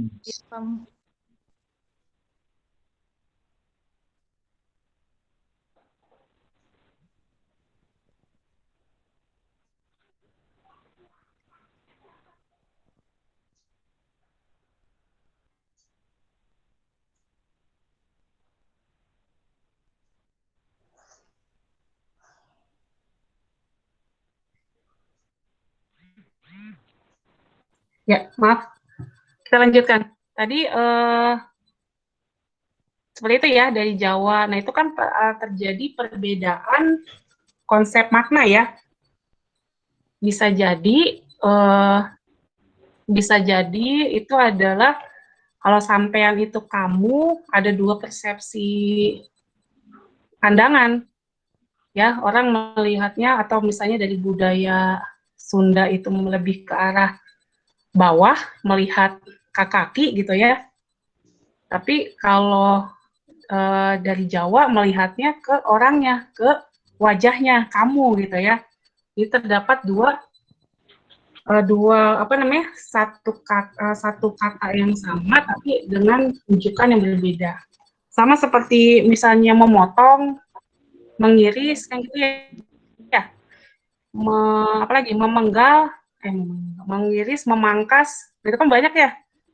Kan tentunya dengan apa namanya, cara yang berbeda. Kalau memotong makanya lebih kategori yang umum gitu ya, lebih kategori yang umum untuk hal yang yang umum lah, yang besar gitu ya. Tapi kalau mengiris pasti kan lebih ke cara yang lebih kecil-kecil gitu ya, seperti itu. Jadi memang begitulah. Jadi ketika kita misalnya bingung suatu kata yang memang ini kita bisa telusurinya di KBBI online gitu ya. Sekarang lebih mudah karena memang ada yang dalam bentuk aplikasinya. Jadi bisa di download di Google Play Store atau kita bisa telusuri di Google di internet gitu ya. Itu sudah tertera dengan ini ketika kita bingung artinya. Karena memang tidak bisa dipungkiri itulah menjadi aset kekayaan bangsa Indonesia, bahwa kosakata bahasa Indonesia itu banyak mengandung kata sinonim ya, seperti itu. Itu ya. Jadi makanya banyak juga banyak kata-kata yang diserap secara bebas juga. Nah, kita sebagai generasi muda ya, itu adalah yang menjadi cikal bakal munculnya kosakata yang dapat menggambarkan perkembangan bahasa Indonesia gitu ya. Karena kosakata bahasa Indonesia itu akan berkembang sesuai dengan peradaban zamannya gitu ya, atau periodenya. Kalau mungkin kita bisa lihat kalau di periode, karena teknologi sudah maju gitu ya, teknologi sudah maju, itu orang bisa dengan mudah mencari komunikasi dengan temannya di daerah ataupun di luar negeri. Itu kita banyak memadukan atau muncul istilah-istilah baru yang kita sebutnya kadang mungkin bahasa gaul, bahasa kosakata alay gitu ya, atau bahasa apa, itu banyak sekali. Nah, itu apakah itu tidak baik? Belum tentu ya. Itu menggambarkan suatu kekayaan kosakata yang muncul dari generasi muda. Tapi yang memang tugas kita adalah, karena memang untuk menjaga kelestarian bahasa Indonesia ya, salah satu tujuan dari bahasa Indonesia tetap diterapkan di perguruan tinggi, karena nantinya supaya kita bisa membedakan mana bahasa yang baik dan yang benar. Kalau bahasa yang benar ya, itu lebih mudah. Kenapa? Karena ketika kita salah, misalnya kita menulis itu kata ini ya, kata apotik, bukan apotik, jadwal kuitansi. Nah, kuitansi itu pakai W ya kan? Kuitansi pakai W itu salah ya. Nah, benarnya apa? Kita bisa cek KBBI, itu adalah yang pakai kuitansi. Kan gitu ya? Atau banyak kata lain. Tapi kalau bahasa yang baik, kalau bahasa yang benar, itu acuannya kita bisa cek di KBBI. Tapi kalau bahasa yang baik, acuannya apa? Kamu bahasanya baik, kamu bahasa tidak baik. Pasti setiap individu berbeda. Apalagi setiap dari kita itu kan tumbuh di lingkungan yang beda, dari pola didikan orang tua yang berbeda gitu ya. Itu yang membedakannya, makanya dikatakan bahasa yang baik itu adalah sulit, karena kita perlu menyesuaikan dengan psikologis lawan bicara kita. Dan psikologis juga latar belakang ya kan, budayanya seperti apa, itu perlu disesuaikan. Karena kalau kita bisa lihat banyak sekali konflik atau pertikaian atau pertengkaran itu berasal dari suatu perbedaan pemahaman ya, salah persepsi, salah menduga. Nah, itu karena akibat dari walaupun kita sudah bicara baik, tapi teman kita merasa kesal, ya kan? Itu menandakan bahasa kita tidak baik. Tapi ada juga kalau kita lihat kata-katanya tidak baik, karena memang sering dengar gitu ya,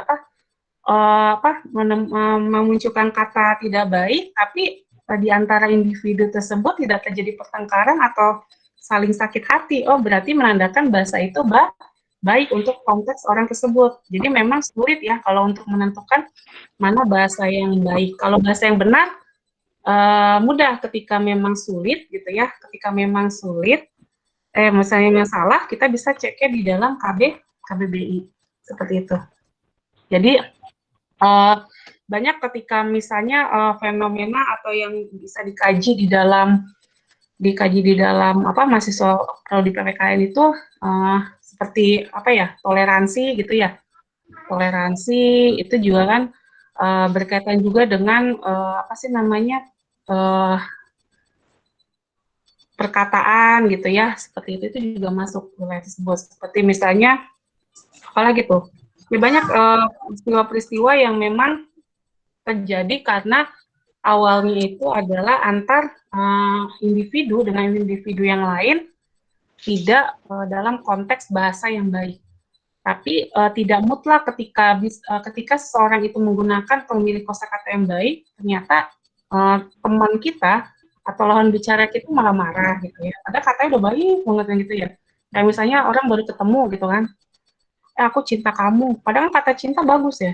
Marah gitu kan. Berarti kan katanya nggak baik ya. Kenapa? Karena ya baru ketemu gitu kan, aku udah ngomong cinta gitu kan, seperti itu. Berarti itu tidak baik, artinya tidak tidak melihat konteksnya gitu kan, seperti itu. Ya, ada juga yang apa sih namanya, lagi belajar karena memang dia udah dekat, nyenggol temannya. Ini pernah kejadian juga waktu saya dulu ngajar di SD, kan duduknya dempet-dempet gitu ya. Terus dia menggunakan kata-kata yang tidak baik, dasar nyenggol tulisannya, nyenggol apa namanya, pulpennya gitu ya, karena duduknya berdempetan. Dia bilang gini, bego lo gitu kan. Nah, itu kan tidak baik ya katanya ya. Karena dia nyenggol, tapi temannya biasa aja, tidak marah. Karena memang antar dua teman itu udah biasa aja gitu, jadi tidak ada yang sakit hati. Kamu nggak ini, enggak. Biasa Bu, dia mah mau begitu katanya. Berarti kan memang kedekatannya sudah dekat, berarti tidak terjadi pertikaian atau sakit hati. Berarti konteks untuk dua orang tersebut dikatakan baik. Jadi memang sama ketika penulisan, kalau penulisan tentunya juga kalau memang penulisan berarti itu kategorinya kalau dari struktur aturan penulisan secara aturan EYD-nya atau konteks benar salahnya ya kita harus perhatikan tergantung dari si media tersebut ya, tapi kecenderungan pasti akan mengikuti pola EYD yang harus benar. Tapi kalau makna itu juga pastilah, namanya ketika kita ingin mempublish apa namanya suatu gagasan kita melalui tulisan ya berarti harus menggunakan kata yang baik lah gitu ya, yang sesuai dengan apa namanya kapasitas pesan yang ingin kita sampaikan, seperti itu. Gitu ya, itu terkait dengan bahasa ya, itu bahasa Indonesia. Gitu ya. Terima kasih tadi atas pertanyaannya, bagus sekali. Berarti ya sekarang sudah canggih, kita bisa menelusuri banyak hal ya di Google ya, seperti itu. Ya, sebelum kita konfirmasi ke dosen atau ke rekan kita yang memang dianggap mengetahuinya, ya seperti itu. Oke, ada lagi? Bu, Ya.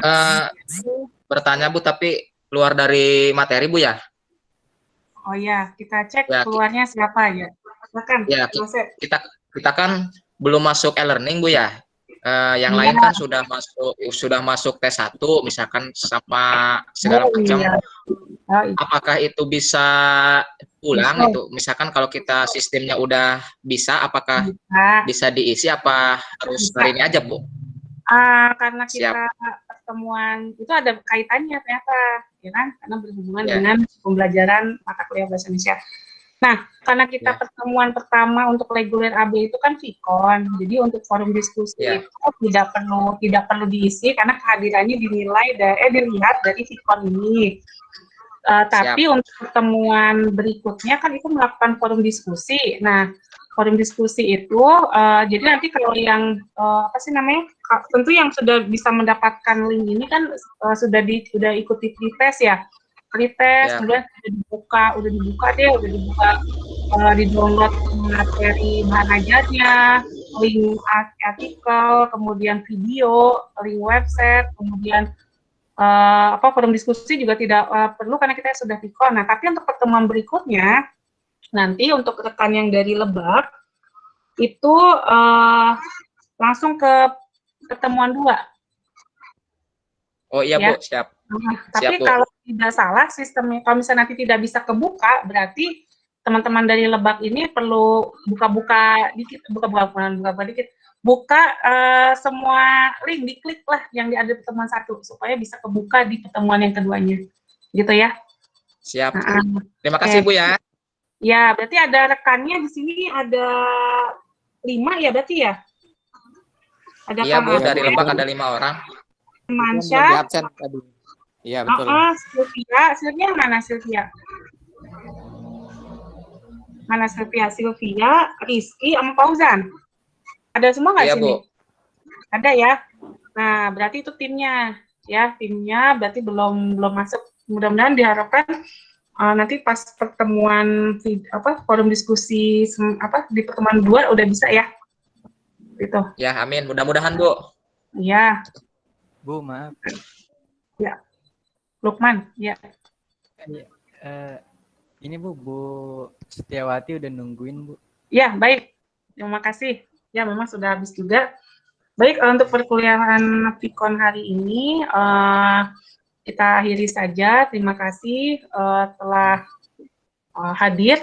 Ya, kita ketemu kembali nanti sebelum UTS. Ya, saya akhiri saja. Terima kasih. Selamat sore. Assalamualaikum warahmatullahi wabarakatuh. Waalaikumsalam warahmatullahi wabarakatuh. Ya, silakan. Terima kasih Bu.